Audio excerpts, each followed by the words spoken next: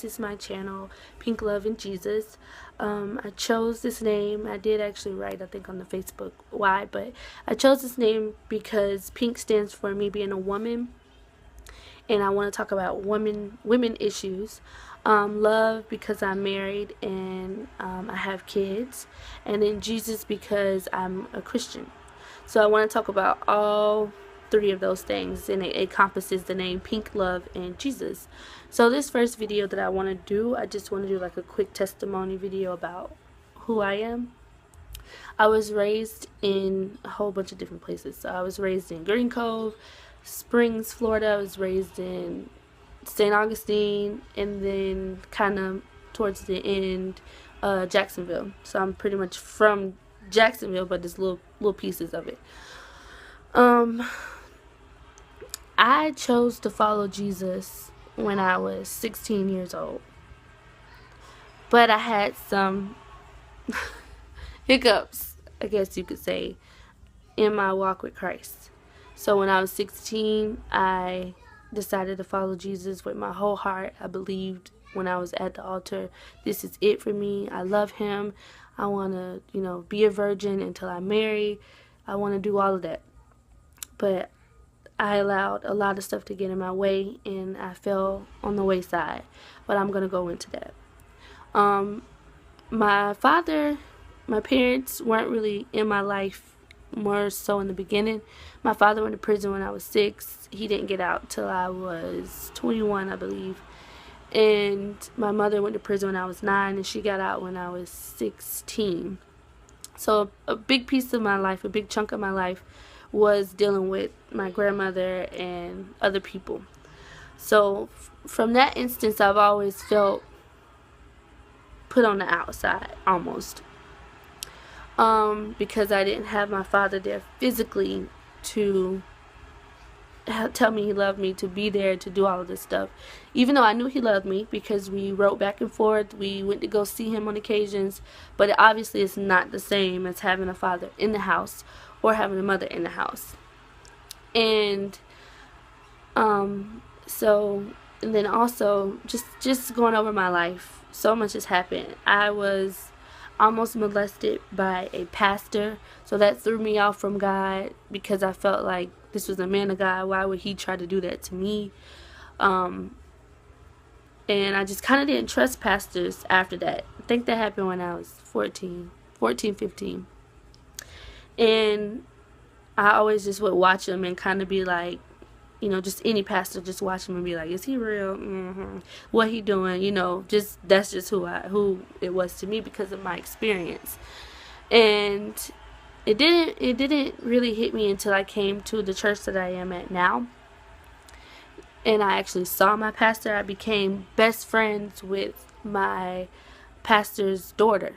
And so I would spend the night over there when I was 16 years old. We would go out of town. I was kind of a part of their family. So I was watching him because obviously of what I went through. I would see what he did with his family. He never ever came at me any kind of crazy way. I always felt a fatherly love for him and from him. Never felt nothing crazy. So that kind of changed my mind because I saw a man actually really doing right by his family and really doing right by God. He wasn't preaching one thing on the pulpit and then coming home and living another. He wasn't sneaking out with his, other people or other members. He was faithful to his family and faithful to his church. And so that the way he lived kind of helped me to realize that God is real, and the stuff that I was learning was actually real. And I would go to school, in my high school, for those of you who know me, I would pass out scriptures. I would try to witness to as many people as I can because I was truly concerned for their souls.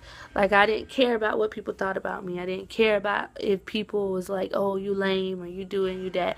That didn't matter to me because I knew that there was a place for me in heaven. However, I got to the point when I turned 17 where I was like, am I missing something? Is something going on in the world that I'm missing? Am I going to be a virgin forever? I want to have fun. I want to go out and party. I want to, experience life with a boyfriend and see what that is. So I found this boy who I had a crush on since 10th grade, but I kept it quiet because I was saved and he wasn't. And he clearly wasn't, cuz he was cursing. He was a good guy morally, but he wasn't a saved guy because he didn't put Jesus at the forefront of his life, and that was clear in his actions. But I had a crush on him since 10th grade, and I was like, you know what? I'm going to leave God for a minute and see what this life is really about. Can I really handle it? Is this me? Is this something that I can do? And that was probably one of the worst good decisions that I made, because it was very hard to come back to Christ. But it was a good decision because I saw it wasn't a good decision. I'll put it that way. It wasn't a good decision at all, but something good came out of it. I'll say that. But anyway, so I started dating this guy, and he wasn't the type. He wasn't trying to really have sex with me. It was more so me saying, this is something I want to experience. I already had feelings for you. Like, I've already liked you for almost 2 years. I just never said anything and whatever. So, of course, I started having sex. I started partying, going to clubs, and instantly people saw a change, and they was texting me, calling me like, what's going on with you? You used to be this Christian girl, blah blah blah blah. And I started feeling regret, but I kept fighting myself and I kept fighting God, because I knew what I was doing was wrong. I knew it, but I wanted to do it, so I did it anyway.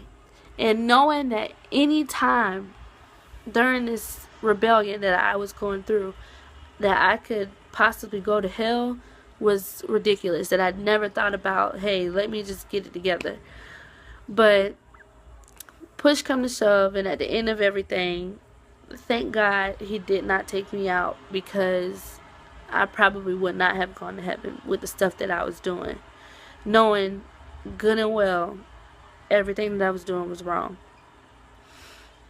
And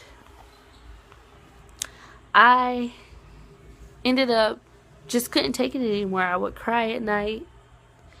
I would think about the stuff that I was doing to him, because he didn't know God the way I knew God.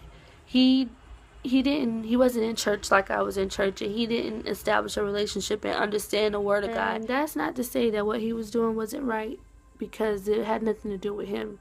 It was about me. And this is something that I knew, that I was raised up in, that I was taught correctly, and that I knew that fornication was wrong, and I knew that the Bible says it's not good for a man to touch a woman, at least you be married. I knew that I shouldn't have been clubbing and going into drinking and all of this stuff that was just not of God, and it was eating me up inside. So finally I made a decision, like, hey, this is it. After about 10 months of being in rebellion, I'm not doing this no more. I told my boyfriend, hey, look, this is what I want to do. I'm going back to Christ. I'm following my first love. This is not worth it. I don't feel good. I don't feel like I'm a precious person anymore. I don't feel like I'm anywhere near God. I just wasn't where I needed to be, and I could feel it. So I told him that I'm giving my life to God, to Christ. If this is something you want to do, then I suggest you do it. But as for me, I'm going to go. So we went to church the next Sunday, I think. Within the next Sunday or something like that. And the altar call came for salvation. I went up there. I got prayed. It was a beautiful prayer. And when I opened my eyes, my boyfriend was standing right next to me. And that was an amazing feeling to know that, okay, after all that we've been through, after him seeing me as a Christian, after him seeing me as a sinner, after him seeing me coming back to God, he decided to do that as well. And now my boyfriend then is my husband, and we've been married for almost 6 years. We have 3 little boys, and one that we just had. He's only 11 weeks old. Our boys are Noah, Uriah, and Ezra. And we are so much in love, living so much of a better life, and moving forward, trying to make our marriage a ministry and not just something that we you know, just put up so that we could have sex, because we believe that our marriage has purpose. And I believe that I have purpose as a woman. And if you're listening to this video and going through that rebellious stage that I am, I'm begging you right now to get out of it. Because when you are going through that, you feel like you have this sense of freedom, but that freedom is false. It's a false sense of freedom. It's not something that's going to allow you to be truly set free, because you're going to be chained spiritually to those things that are binding you, that you feel like is such freedom. You feel like having sex with this man is freedom. It's temporary high. It's only good for those 20-30 minutes that it's lasting, and then after that you're back to feeling like, where the world did I come from? That drinking is only good for that time that you have that liquor or whatever you got in your system, and then after that you got to come back and you have to keep coming back for more. When something is filling you the right way, you don't have to keep coming back for more of it and trying to buy new more and trying to do all this stuff that's not of God. And that's just how the world works. The enemy wants you to stay chained to the stuff that he has you chained to, so he gives you a false sense of freedom to make you think that you're free when you're not free at all. So I'm begging you to get free from all of that. Get free from sin. Get free from fornication. Get free from that man that's no good. Get free from alcohol. Get free from drugs. Get free from marijuana. God can do it. There's nothing that he can't do. He didn't die on the cross in vain. He died for a reason. He died for you to have true freedom and not a false sense of freedom because you can do what you want. He died so that you can be set free, so that he can make you free, so that he can help you. And that's just step one. Just open up your heart to Jesus. Open up your heart and tell him, this is where I want to be, God. Come into my heart and live there. Do Romans 10:9-10. That's all you have to do. All you have to do is accept him and walk through the door, and he'll do the rest. But that's all I really wanted to say. That's my testimony shortened, and I'm sure you'll hear more about me over the course of my video. And that's pretty much it. So may God richly bless you and yours as you continue to follow after Jesus. Bye, guys.